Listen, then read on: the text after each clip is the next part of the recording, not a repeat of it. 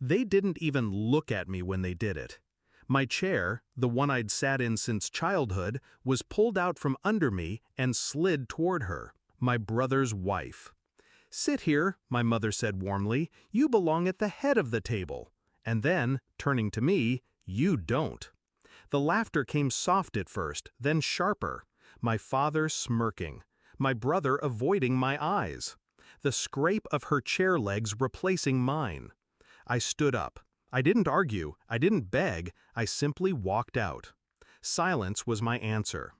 But then his voice stopped me. My grandfather, frail, sharp-eyed, watching everything. "Actually," he said, cane tapping against the floor, "she owns this house."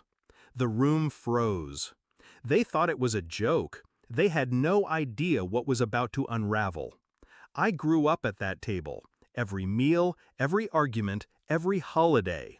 It was the stage where I was always cast as the extra. My brother was the prodigy. Perfect grades, perfect smile. The one they poured their love into. I was the afterthought, the shadow, the "don't ruin this moment" child. Still, I tried. I cooked meals, helped clean, picked up pieces of the family no one else noticed. I thought maybe if I gave enough, they'd see me. But in that house, giving was never enough. Patterns don't lie. Once you stop craving approval, you start noticing. The way my mother's compliments curved toward my brother's wife. The way my father consulted him on everything and dismissed me with silence. The way my seat slowly moved down the table, farther and farther away. The final proof came when I overheard them planning. My mother's voice through the thin kitchen walls.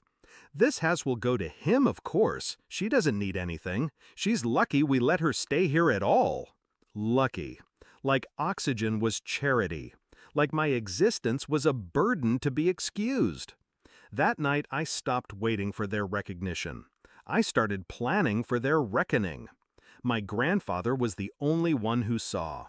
He'd sit in his corner chair, quiet, listening. He'd slip me small envelopes with words instead of money. Patience is sharper than rage.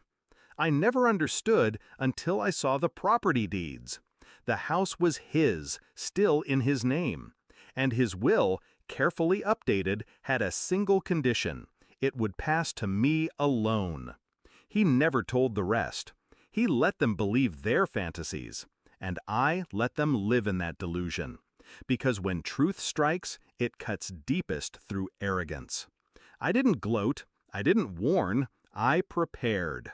I took the deeds from his drawer, legally notarized and sealed.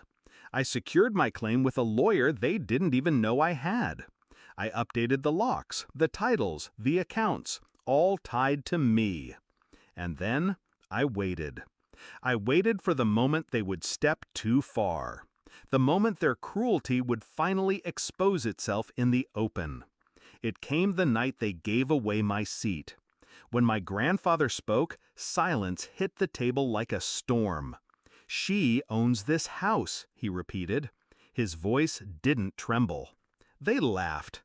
My father called it senility. My mother dismissed it with a wave. But I saw the flicker in their eyes, the first crack of doubt. That's when I placed the folder on the table. Smooth leather, tied with a red ribbon. Inside, every legal document proving the house was mine. Deeds signed, will notarized, witnesses listed.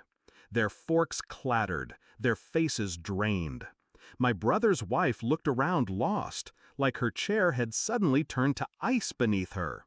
"This is my home," I said evenly. "You were right. I don't belong at this table. You don't belong in this house." The explosion came fast.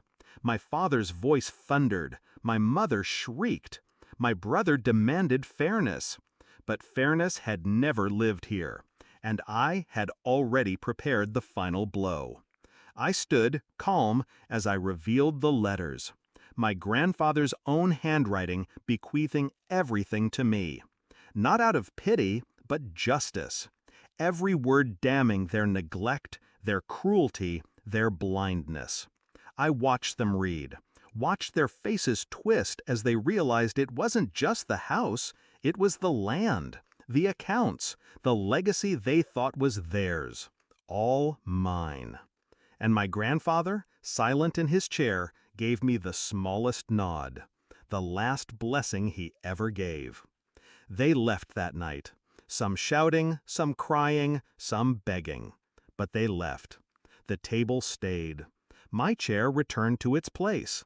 The silence of the house felt different, no longer oppressive, but clean. Do I regret it? No. I didn't steal anything. I didn't trick anyone. I simply accepted what was always mine and let their own arrogance destroy them. Justice isn't always loud. Sometimes it's a single sentence spoken at dinner. Actually, she owns this house. And from that moment on, every bite of food tasted better, because it was eaten in peace, at my table, in my home.